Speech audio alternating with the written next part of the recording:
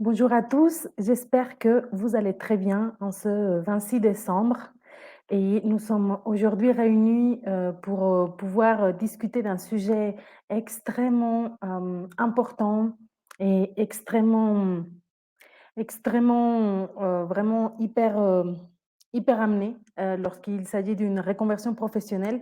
Aujourd'hui, nous allons aborder quelles sont les trois étapes pour ne pas perdre un niveau de revenu lors d'une reconversion professionnelle. Nous allons rentrer directement dans le vif du sujet, mais avant ça, ce live est bien évidemment à destination des cadres et des ingénieurs qui se posent aujourd'hui des questions par rapport à leur avenir, professionnel, qui se sentent pas complètement, épanouis à 100 dans le job qu'ils ont, mais qui ne savent pas vers quoi aller, qui ont peur de l'inconnu, de l'échec et justement des conséquences financières d'une reconversion professionnelle. Donc si vous vous retrouvez dans ces rapides, descriptifs, je vous invite à rester, ensemble et à taper live dans le commentaire si vous êtes, avec moi aujourd'hui et savoir que vous êtes là.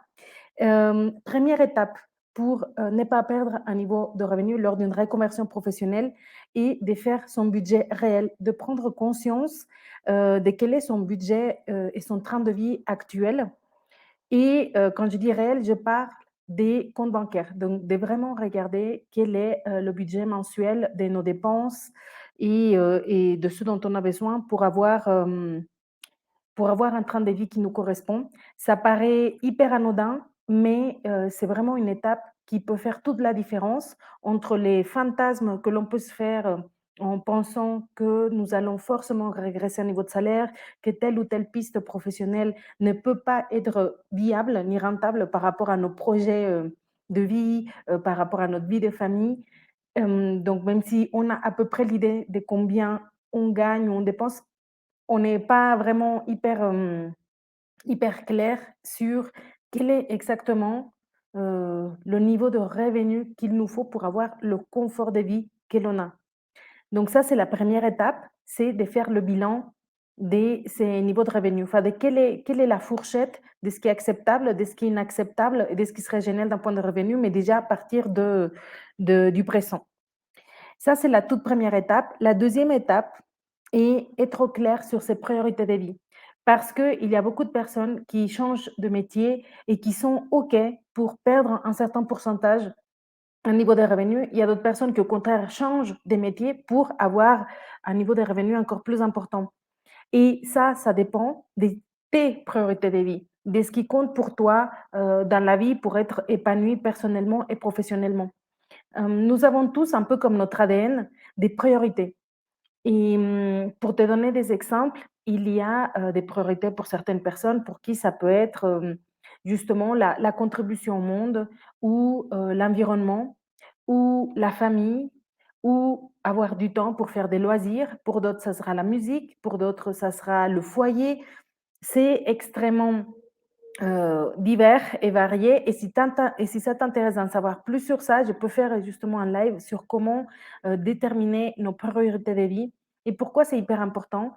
Parce que nous ne sommes pas épanouis tant que nous prenons des décisions qui sont en désaccord par rapport à nos valeurs profondes, par rapport à nos priorités de vie. Imaginons que pour vous, c'est important de contribuer à l'environnement, à la sauvegarde de la planète. C'est votre façon de dire que vous y avez mis votre grain de sable ou votre pierre à l'édifice et que vous travaillez en même temps dans une industrie comme l'industrie aéronautique, par exemple, ou d'autres industries et vous sentez que vous n'êtes pas en accord avec vos valeurs. Ça ne peut pas vous épanouir sur le long terme d'être en désaccord avec qui vous êtes, au fond de vous. Tant que ce que vous faites, ce que vous dites et ce que vous pensez n'est pas aligné, n'est pas cohérent, c'est difficile de vous sentir pleinement vous-même et épanoui. D'où, l'importance de vraiment être au clair et ce n'est pas évident quand on vous demande, bah, quelles sont tes valeurs ou quelles sont tes priorités, ce n'est pas facile de pouvoir, répondre à la question. D'où l'importance de faire certains types d'exercices pour pouvoir, identifier ça, les hiérarchiser et prendre des décisions en fonction de ce qui compte pour vous. Parce que c'est ça qui donne du sens à votre vie personnelle et professionnelle. Et une fois qu'on est au clair sur nos priorités, on peut voir aussi la nuance de l'importance des différents critères. un job n'est pas juste un descriptif de vos tâches. Vous allez animer des réunions ou faire, telle ou telle chose. Un job, c'est beaucoup plus que ça. C'est plusieurs critères, c'est des déplacements, c'est, un cadre, un environnement de travail, un télétravail, en équipe, c'est des tâches bien évidemment à faire, c'est aussi la localisation, à combien de minutes de chez vous vous êtes, c'est également des revenus, c'est mais ce qui compte aussi, c'est, cette partie personnelle, de vous dire que vous allez, choisir la bonne pièce du puzzle pour votre vie, la bonne pièce professionnelle pour que vous ayez une harmonie de vie au global. D'où l'importance d'être au clair, pas seulement sur vos envies et vos besoins professionnels, mais aussi sur qui vous êtes au global, comme vous êtes dans votre plan potentiel, comme vous êtes dans votre énergie haute, de façon à pouvoir faire les bons choix, tout simplement. Donc ça, c'est la deuxième étape.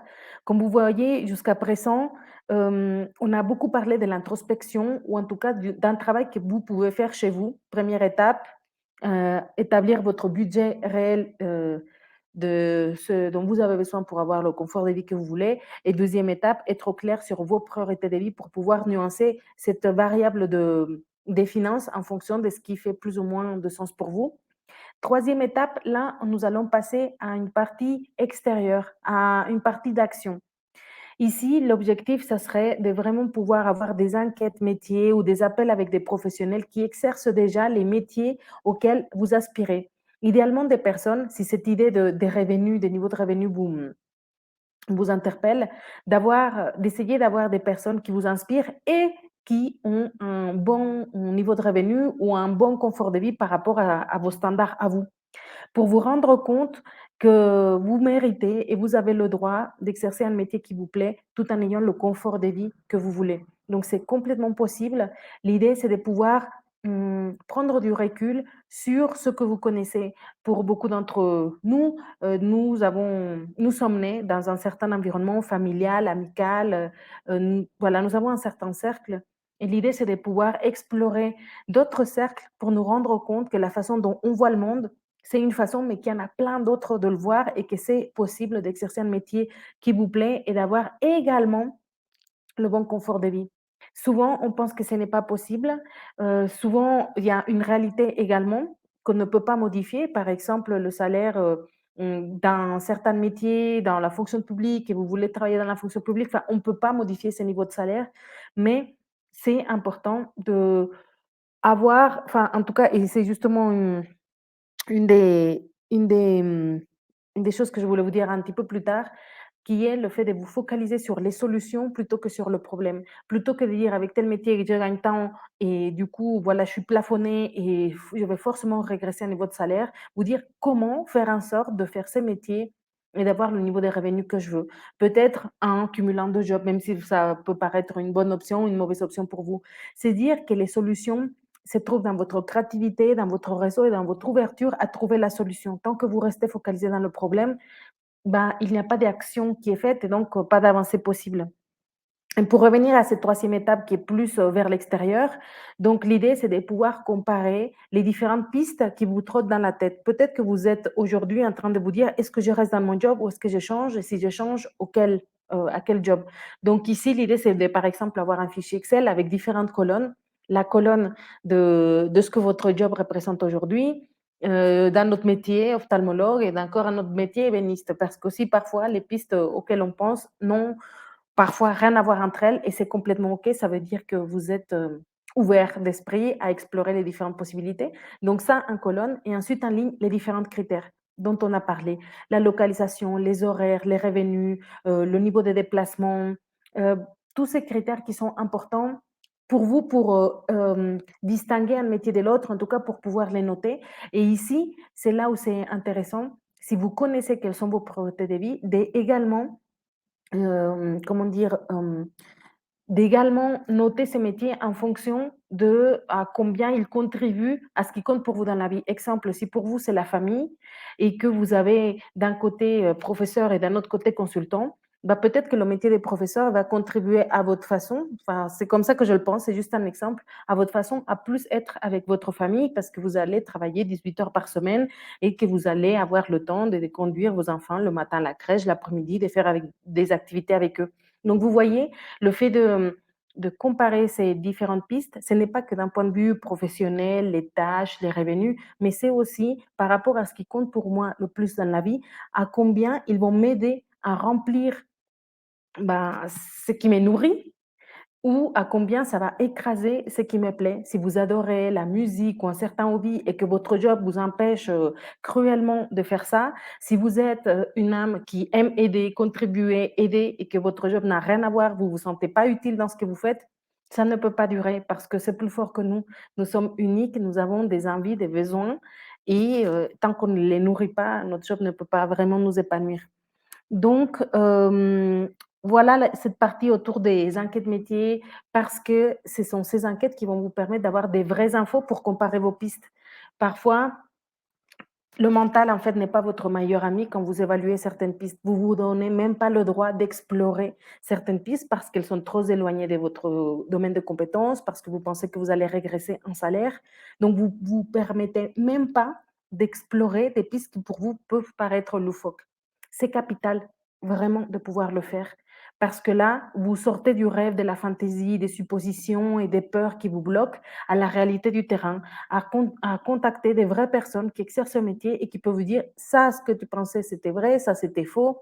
Et aussi, au regard de ces conversations, pouvoir écarter des pistes ou en faire éclore des nouvelles que vous connaissez même pas. Donc, c'est vraiment très, très important. Et c'est là où on voit l'importance de l'introspection et de l'action. L'introspection de ce travail que vous faites avec vous-même pour voir quel est le budget mensuel dont vous avez besoin, de voir qu'est-ce qui compte pour vous dans la vie et d'un autre côté, d'aller chercher à l'extérieur ces informations pour rendre toute cette démarche concrète et réelle. Et puis, donc voilà les 3 étapes. Et puis, il y a une quatrième étape qui est extrêmement importante et qui a à voir effectivement avec l'introspection, avec le travail sur soi, qui est le fait de travailler votre rapport à l'argent. Ici, plusieurs choses. Je vous conseille certains livres que je vais vous mettre dans le chat. Il y a un livre qui s'appelle, il y a un livre qui s'appelle Les secrets d'un esprit millionnaire. Tout le monde n'a pas envie de devenir millionnaire et c'est pas forcément l'objectif de pourquoi je vous donne ces livres. Bon, je peux pas mettre pour l'instant les commentaires, mais ça s'appelle Les secrets d'un esprit, millionnaire de Harv Eker et c'est un livre qui nous apprend que nous avons un certain niveau de revenu en fonction de l'état d'esprit, de ce qu'on croit pouvoir, mériter ou de nos niveaux de croyance. Il dit que c'est un peu comme, par exemple, quand on règle le niveau de chauffage dans une pièce, si on le met à 28, même s'il fait très froid dehors, bah, imaginons, la température va augmenter à 28. Au contraire, s'il fait très chaud, bah, elle va descendre à 28. Donc, peu importe les événements extérieurs, vous allez revenir à ces niveaux de chauffage de 28 parce que c'est ce qui est câblé en bout. De la même manière, vous pouvez gagner au loto, mais si vous croyez que vous méritez et que ce qui est normal pour vous, c'est de gagner 2 000 € par mois, vous allez faire en sorte inconsciemment de vous débarrasser de cet argent pour revenir à ce qui est normal, à votre thermomètre mental d'argent qui est 2 000 €. Au contraire, si vous faites faillite, si vous vous retrouvez à la rue, si vous perdez votre emploi, si vous êtes de l'idée de gagner 2 000 €, enfin même si vous perdez votre emploi, vous savez que vous allez forcément rebondir parce que ce n'est pas vous de gagner 0 €, vous gagnez 2000. Et on voit ici l'importance de régler mentalement ces croyances de à propos de l'argent. Parfois et très souvent, c'est inconscient. On pense, ça vient déjà de notre éducation, de l'enfance, du rapport que nos parents avaient à l'argent aussi. Qu'est-ce qu'ils nous ont dit? Est-ce qu'ils nous ont dit que c'était bien, que c'était mal? Comment nous, on voit les personnes qui ont de l'argent? Est-ce qu'on les juge? Est-ce qu'on trouve qu'ils sont arrogants ou au contraire, est-ce qu'on trouve que ce sont des bonnes personnes ou que ça n'a rien à voir l'argent avec, si on est bon ou on est mauvaise personne? Quels sont nos propres rapports, nos expériences par rapport à l'argent? Est-ce que vous êtes fait kidnapper ou pas? Est-ce que vous avez vécu des situations autour de l'argent, des dettes? Enfin, comment vous gérez vous aussi l'argent? Bref, c'est vraiment un vaste sujet et dans ce livre, on parle vraiment pas mal de cette partie mentale et de ces croyances qui sont inconscientes et qui nous empêchent d'aller gagner plus d'argent ou qui aussi nous permettent d'avoir le niveau de revenu que l'on a. Excellent livre, un best-seller international, Les secrets d'un esprit millionnaire de Harv Eker. Il y a un deuxième livre intéressant autour des finances personnelles qui s'appelle Père riche, père pauvre. Encore une fois, un énorme best-seller sur les finances personnelles et voilà, qui parle de Robert Kiyosaki, de sa propre histoire personnelle, où il parle du fait qu'il avait un père biologique qui était pauvre et qui était professeur, voilà, et un père qui était, pas son père, biologique, mais qui était le père d'un ami et qui était un père riche, entrepreneur et qui lui a appris voilà, à connaître les règles du jeu d'un point de vue financier. Donc ce sont 2 livres extrêmement intéressants, hyper connus, que je vous invite à lire pour travailler votre rapport à l'argent et tout simplement pour avoir un état d'esprit, voilà, plus ouvert, plus enrichi sur cette thématique-là. Hem et mmh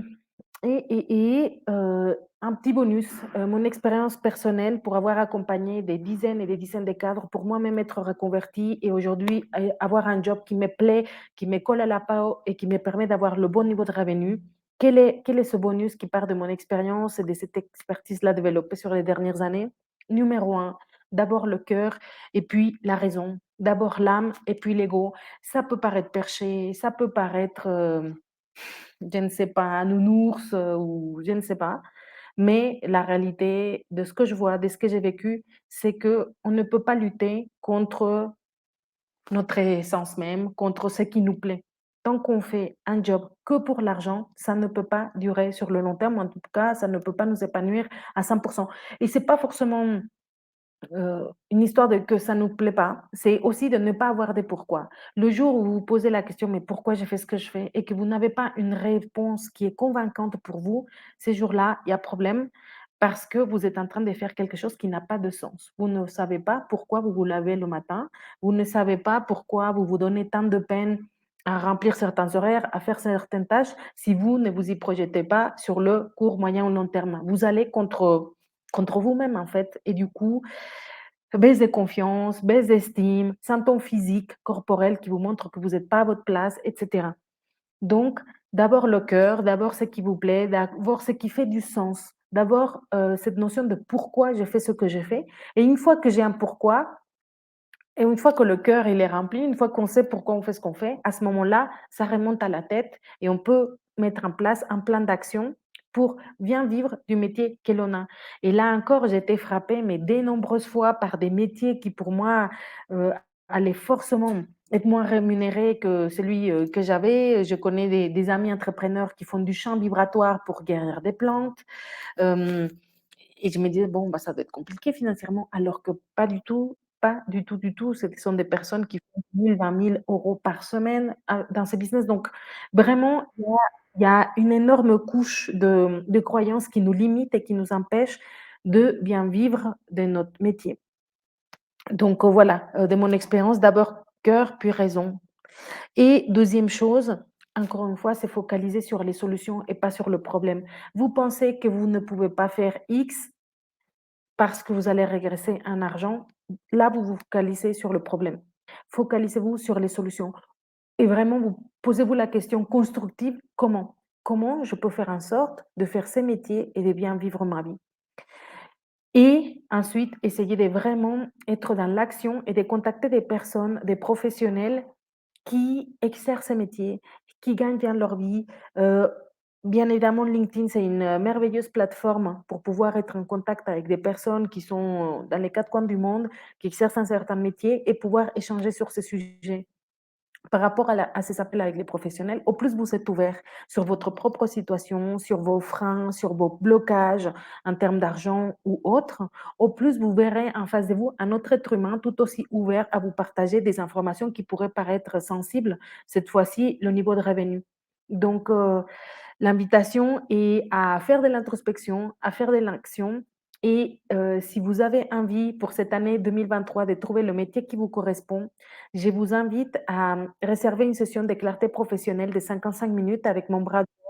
Hem, L'objectif de cet appel, qui est gratuit et sans aucun engagement, est de pouvoir faire le bilan de votre situation professionnelle, de savoir ce qui fonctionne, ce qui ne fonctionne pas, faire vraiment un bilan approfondi pour pouvoir vous apporter la stratégie qui, à notre sens, match le plus avec votre situation. Donc ça peut être d'aller encore un petit peu plus loin ensemble ou bien de vous aiguiller vers une autre solution, un livre, un séminaire ou quelque chose qui saurait vraiment correspondre. Donc Encore une fois, je vous remercie pour le temps passé ensemble. On est le 26 décembre, il reste plus que quelques jours avant la fin de l'année, donc belle dernière semaine et on se retrouve, du coup, comme d'habitude, le lundi prochain, donc on sera en 2023, le 2 janvier, de 18h30 à 19h. Je ferai un sondage dans le groupe Facebook, Reconversion réussie et sur mon profil LinkedIn pour savoir quel est le sujet que vous voulez aborder et en attendant, voilà, gros bisous et belle dernière semaine d'année 2022. Ciao à tous.